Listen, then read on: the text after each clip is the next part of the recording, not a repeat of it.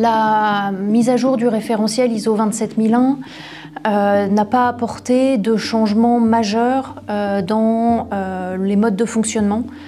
Ça a clarifié quelques exigences, ça a réordonnancé des exigences, ça les a un peu adaptées aussi à l'évolution de l'environnement, de l'écosystème du numérique. L'évolution du référentiel HDS est un peu plus profonde. En particulier, elle précise un certain nombre de points qui doivent figurer dans les engagements contractuels qu'Evolucare prend auprès de ses clients.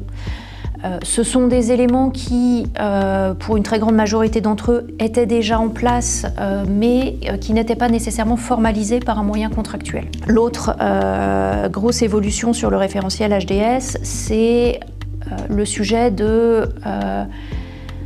Pas la souveraineté des données au sens où il n'y a pas dans le référentiel HDS d'obligation de localiser les données en France, mais il y a une obligation de transparence vis-à-vis des clients sur cette localisation des données et même de transparence vis-à-vis du grand public. C'est-à-dire en particulier que tous les hébergeurs de données de santé qui sont amenés à héberger des données en dehors de l'espace économique européen, celui qui est défini dans le RGPD, doivent en faire état publiquement sur leur site internet. Ce n'est pas le cas d'Evolucare. Evolucare n'héberge les données de ses clients français qu'en France. On a plusieurs partenaires hébergeurs HDS eux-mêmes, mais tous nos data centers, tous leurs data centers qu'on utilise sont situés en France. Cette directive, elle pose un cadre réglementaire, un certain nombre de mesures de sécurité qui vont être appliquées.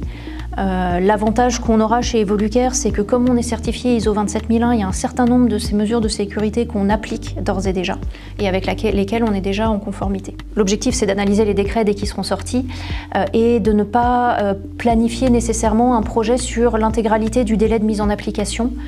C'est plutôt de planifier un projet au plus tôt de manière à ce qu'on puisse faire bénéficier Evolucare et l'ensemble de nos clients de ces mesures de sécurité le plus rapidement possible.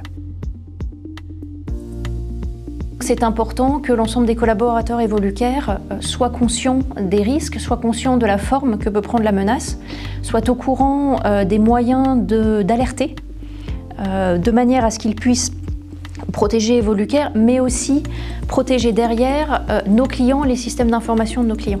Parce que Evolucare, en tant qu'éditeur de solutions, en tant qu'hébergeur, on peut être aussi pour les attaquants une porte d'entrée pour les systèmes d'information de nos clients. Et ça, c'est quelque chose qu'on a à cœur d'empêcher. On a monté sur le sujet de l'IA un dispositif qui est assez similaire à celui qu'on a déjà sur la cybersécurité, c'est-à-dire qu'on a rédigé une charte IA qui est signée par l'ensemble des collaborateurs et qui reprécise à la fois les enjeux, les risques liés à l'IA, les possibilités qu'elle offre et les limites à poser dans l'usage de l'IA. En cybersécurité, on aime maîtriser nos risques et donc ça nécessite de pouvoir analyser les outils, de pouvoir comprendre ce qu'ils font, de pouvoir comprendre à partir de quelles données ils travaillent. C'est un des enjeux majeurs sur les modèles d'IA, et en particulier quand on parle d'IA générative, nos chatbots favoris. Ils ont, à un moment donné, mangé des données, ils les ont intégrées, ils les ont utilisées, et ensuite, quand on interagit avec ces modèles, on interagit aussi avec toutes les données qu'ils ont mangées. Et du coup se pose la question de savoir, mais quand on interagit avec ces modèles, on leur donne aussi des données, on leur donne de l'information. Qu'est-ce qu'ils en font? Est-ce qu'on en reste propriétaire? Est-ce qu'ils en deviennent propriétaires? Est-ce que mon concurrent, s'il interagit aussi avec le même modèle, est-ce qu'il va potentiellement récupérer des bouts de phrases qui viennent de moi? Donc ça nécessite une compréhension, et qui là est très technique en fait, des limites du cadre dans lequel le modèle d'IA va interagir avec nous, du cadre contractuel, du cadre technique que l'éditeur de la solution d'IA met quand il nous revend son modèle.